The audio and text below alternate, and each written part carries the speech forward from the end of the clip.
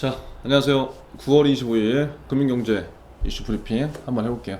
자, 오늘 좀 빨리 할게요. 자, 기사 몇 가지 오늘 또 갖고 왔는데 오늘 좀 빨리 해볼게요. 한 주 마무리하는 금요일이니까 조금 쉬면서 이제 연휴가 시작되잖아요. 자소서 써야 될 게 많지만 그래도 우리가 할 건 해야 되니까 한번 해봅시다. 자, 오늘은 조금 평소보다 빨리 할게요. 자, 오늘 첫 번째 내용은 참 별의별 일이 다 있죠. 기업은행 지점장 고객한테서 2천만 원 받아 정직 상부결됐다. 이런 기사 보면 어떤 생각이 들어요? 참 진짜 알 수 없는 거죠. 그리고 우리가 지금 여러분들이 금융권에 가야 된다고 뭐 목표를 하고 있지만 이번에 아마 자소서를 쓰면서 역량에 대해서 묻는 것들이 굉장히 많이 나왔을 거고, 뭐 최근에 경제 이슈에 대한 생각도 얘기를 해보라, 그런 문항도 있었잖아요. 꼭 그런 문항에서 우리가 뭐 영업적인 것만을 강조하기보다, 물론 그런 것도 좋지만 이러한 것들을 토대로 해서 금융권에서 우리가 갖고 어떠한 마인드와 자세로서 일을 해야 되는지, 이러한 태도나 자세, 금융인의 덕목, 윤리, 이런 것들도 함께 생각을 해본다면 굉장히 좋지 않을까 싶어요. 그래서 기사 내용을 보면은 기업은행의 한 지점장이 고객으로부터 수천만 원 금품을 수수해 정직을 받았다. 야, 수천만 원을 받았는데 정직이래요. 지난 6월까지 경북에 있는 기업은행 지점에서 근무한 A 지점장은 금품과 향응을 받아 정직 3개월을 받았다. A 씨는 한 개인 고객에게 업무 상담과 거래 편의를 제공하는 조건으로 자신의 계좌로 2천만 원을 받았다는 거죠. 어떠한 업무 상담과 거래 편의를 제공하는 건지는 모르겠지만 아무튼 이러면 안 되죠. 그래서 지난해 일부 직원들이 고객 예금을 횡령해 내부 감사를 받은 뒤 면직 처분을 받은 것도 뒤늦게 확인이 됐다. 또 한 지점에서 근무하던 B 대리는 2018년 12월부터 지난 4월에 걸쳐 총 5개월간 여러 명의 거치식 예금을 임의로 중도 해지한 뒤에 수십억 원을 가상화폐에 투자, 목적으로 횡령했다. 이 대리는 특별감사 결과 면직을 받았다. 이게 진짜 여러분 잘 생각해 보세요.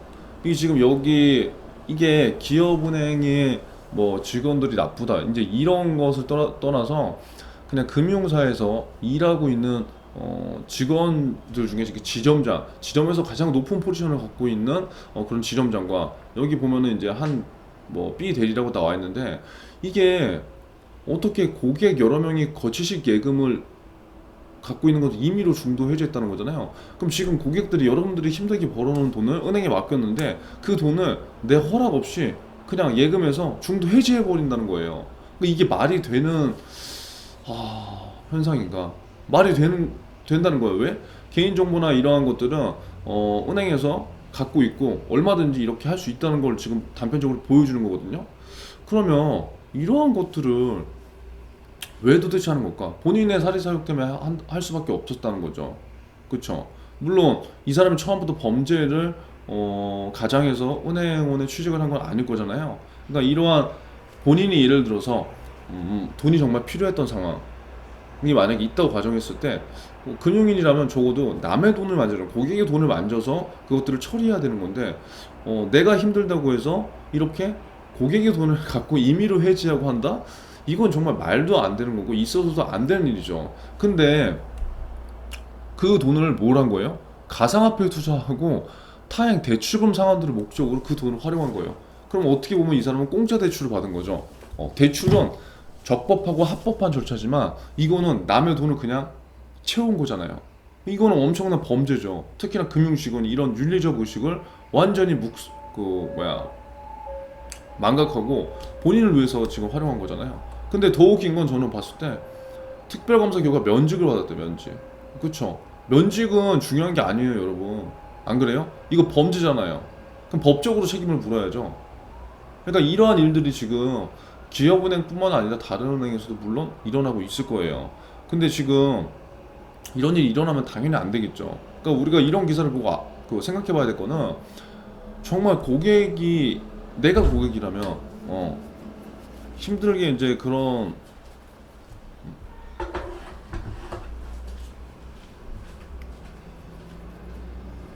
네, 미안해요.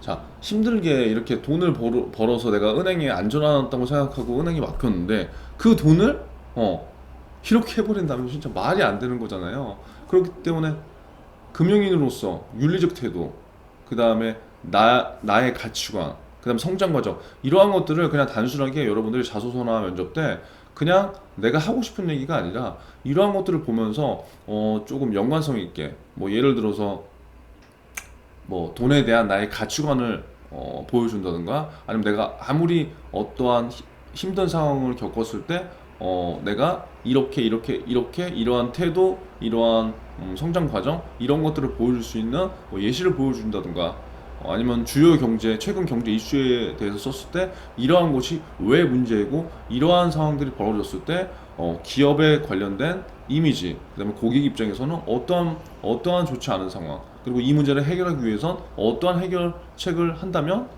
어떻게 될 것 같다. 뭐 이런 식으로도 많은 것들을 우리가 생각해 볼 수 있다는 거죠. 그래서 참 이거는 안타까운 내용이고요. 이러한 사람들은 꼭 벌을 받아야 돼요. 자, 두 번째, 코스피 낙폭. 요거 한번 봅시다. 코스피 낙폭이 최근에 좀 흔들렸죠. 어제 뭐 미국 장은 좀 괜찮았지만 그래도 단기적으로 장기적으로 우리가 방향성을 알고 가야 돼요. 자, 코스피 지수가 한 달여 만에 2200선으로 주저앉았다는 거예요. 그러니까 잘 나가다가 지금 2200선으로 주저앉았고, 자, 코스닥 지수도 800 초반대까지 밀렸대요. 아무튼 잘 나가다가 지금 많이 밀렸어요. 근데 미국 증시가 기술주 중심으로 급락을 하면서 신흥국 증시에 대한 조정 심리를 자극했다는 분석이라는 게 대부분이라는 거죠.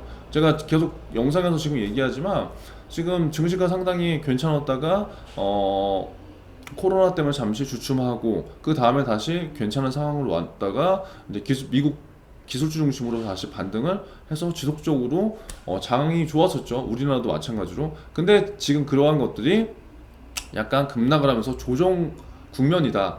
거기까지 이해를 해주시면 될 것 같고, 3분기 들어서 상승폭이 커졌고 조정을 덜 받은 한국 증시에 대한 투자자들의 매도세가 이어져 아시아 가운데서 가장 많이 빠졌다.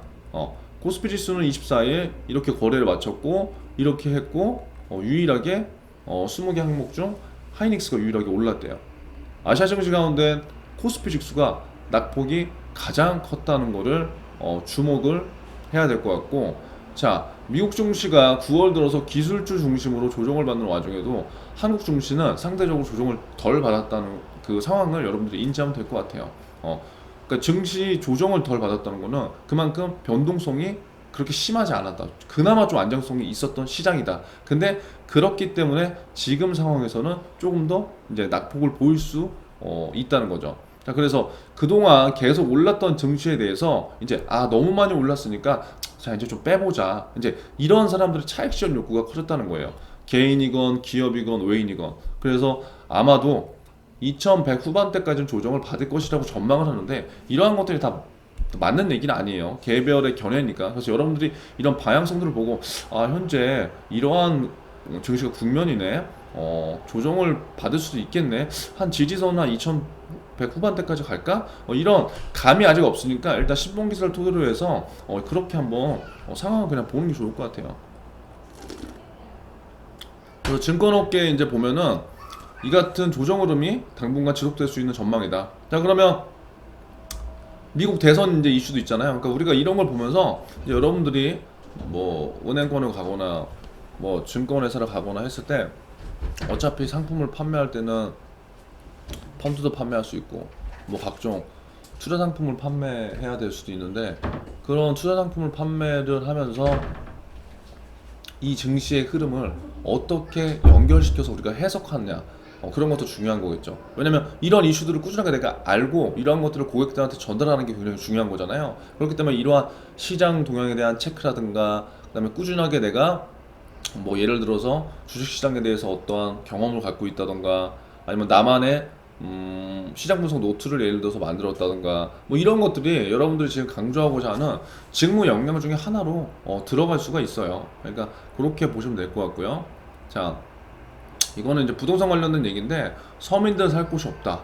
서울 전역 34평 아파트가 평균 6억을 돌파했다는 거예요. 그러니까 이 6억이라는 거는 지금 여러분들이 일단 우리가 취준을 하고 있기 때문에 어떻게 보면 굉장히 큰 돈이잖아요.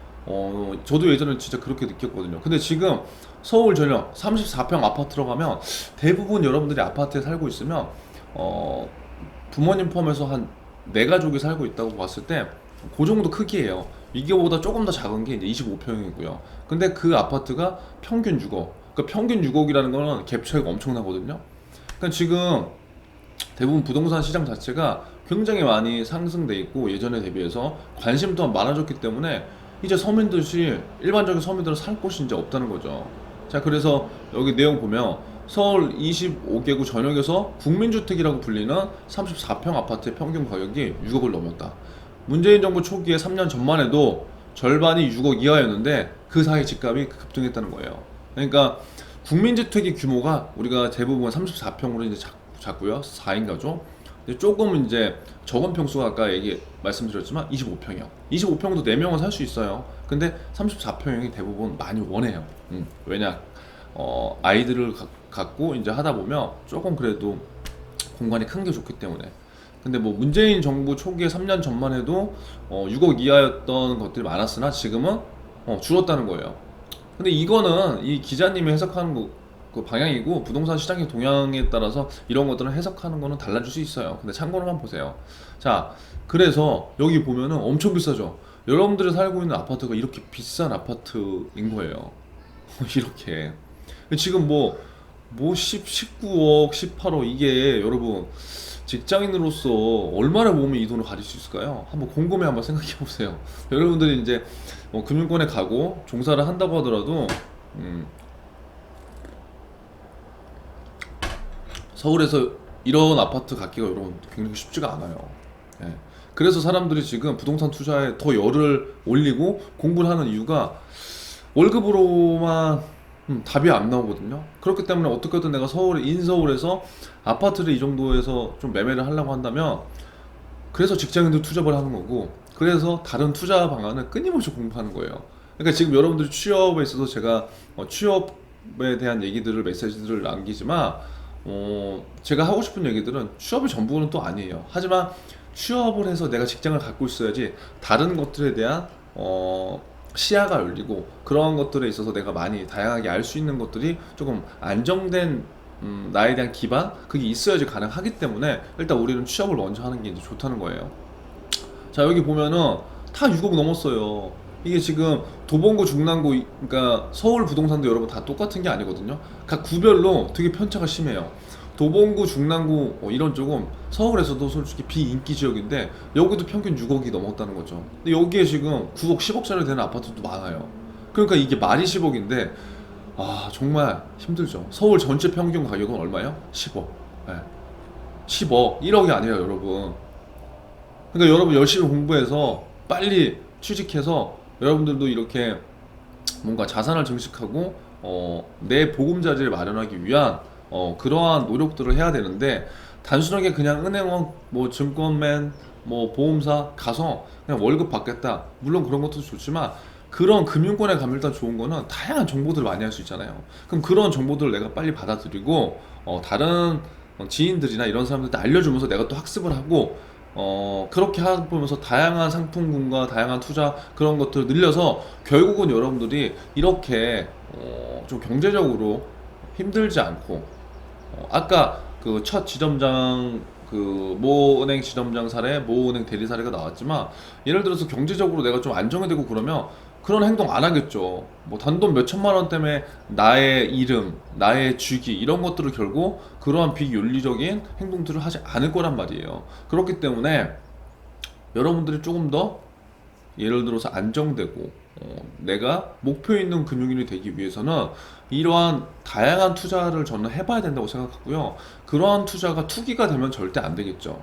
그렇죠. 그리고 제도권 금융에서 판매하고 있는 모든 상품들은 투기 상품은 없잖아요. 하지만 그 기능들이 원금 손실이 될 수도 있고 안 될 수도 있는 기능적인 면의 차이가 있기 때문에 그러한 것들을 여러분들이 직접 해보고 재테크로서 진짜 이게 좋다고 하면 고객들한테도 권유해주고 그런 것에 만족을 느끼면 여러분들한테 신뢰를 더 받을 수 있는 상황이 되겠죠. 그래서 아무튼 오늘은 제가 시간이 없기 때문에 요 세 가지 이슈로 일단 마무리하고요. 자, 주말 동안에 자소서 한번 잘 작성해 보시고 오늘은 뭐 내용도 있었지만 조금 여러분들이 좀 그냥 막연하게 금융권 준비하지 말고 좀 목적 의식을 갖고 했으면 좀 좋겠다는 뜻에서 제가 이러한 얘기들 좀 해본 것 같아요. 그래서 목표는 다 각자 개개인이 여러분 잘 사는 거예요. 개개인이 잘 살기 위해서 지금 취업을 준비를 하는 거고, 취업 준비를 하는데 내가 조금 더 경제적으로 윤택한 생활을 하기 위해서 이 금융 산업을 선택한 거고요.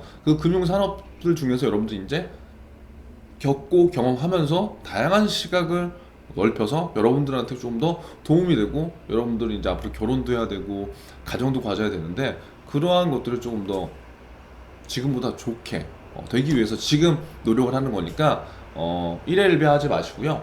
아무튼 오늘도 잘 마무리하시고 이번 주 한 주 고생 많았습니다. 다음 주에 봐요.